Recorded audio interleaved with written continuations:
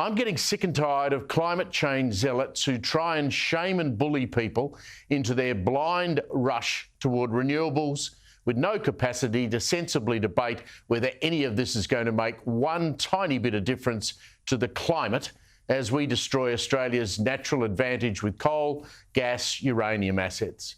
Now, this week, though, a new low. They should be called out on this. On Wednesday, an outfit calling themselves Bushfire Survivors for Climate Action paid for a full-page newspaper ad in The Australian, complete with licking flames to illustrate their point. They are running a petition to add names to an open letter.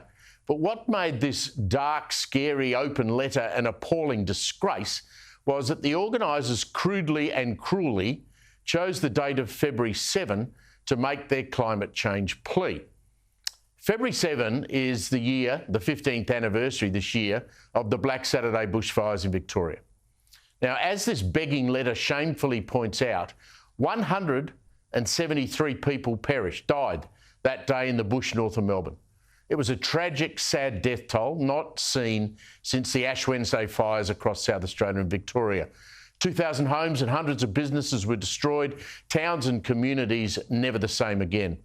And this crowd uses the anniversary to make the absurd link between this deadly destruction and climate change.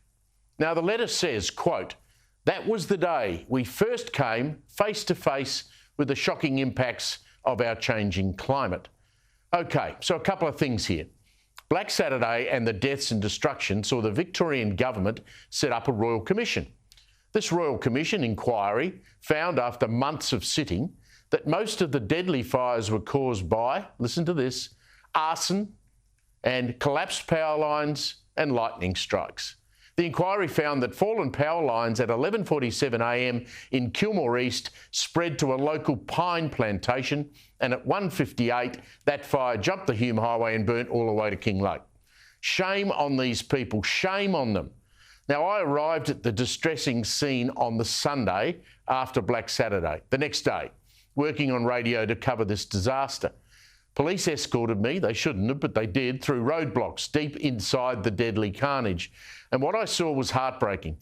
People who had fled the flames, that were spotting, by the way, some 20 kilometres ahead of the fire, a fire running at more than 100 kilometres an hour, those people were outrun by the inferno. Cars crashed into each other in the smoke, people died in their vehicles, burnt to death. So who are these bushfire survivors, this .org crowd, with no sense of the sort of trauma that that ad could cause? Well, they're a group of farmers, maybe, are they, who survived? Maybe, or some local shopkeepers, maybe volunteer firefighters. Well, no. According to their website, there are two people running this outfit. One, a former ABC journalist and councillor, not from Victoria, but from southern New South Wales, from Bega, she is the chair. The other, the CEO of this mob, lives in the Blue Mountains and runs a ukulele festival. I mean, God help us. These people blame climate change for fires. They blame climate change for cyclones and floods, and they have this delusional belief that a deadly fire 15 years ago can be prevented in the future by stopping coal and gas exploration in Australia. Seriously, this is disturbing. Let me share for our two friends who call themselves survivors, despite living hundreds of kilometres away from where Black Saturday took place. Let me share you a story often told to me by my mother. 11 days before I was born, back on the 2nd of January in 1955, on a day called Black Sunday, a bushfire erupted in the Adelaide Hills. At 1 p.m. that day, Adelaide recorded the temperature of 43 degrees. The wind gusted at 100 kilometres an hour and above. Can someone point out to these alarmists that that was 69 years ago?